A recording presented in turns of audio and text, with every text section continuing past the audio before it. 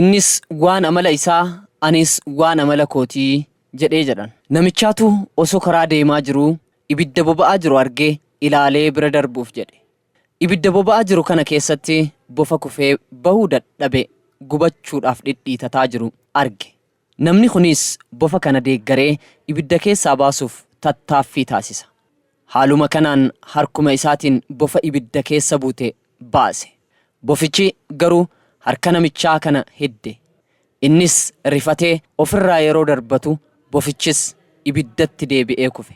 Namni kun bofa isa hidde deebi'ee abiddatti kufe dhiisee hin deemne. Muka barbaadee bofa sana mukaan qabee ibidda keessaa gaafa baasu bofichi utaalee daggala yookaan gaara seene.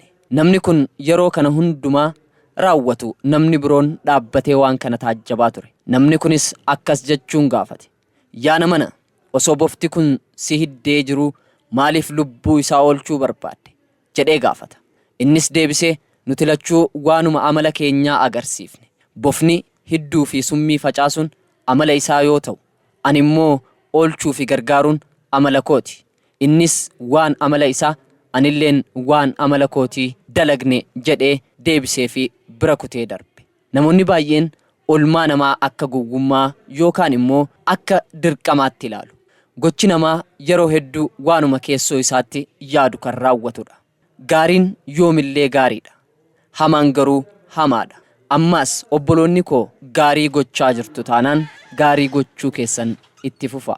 Namni waan gaarii hojjetu yoomilleen kasaaru. Hamaan garuu ofitti hamaadha akka jedhamu ofuma isaatuu miidha.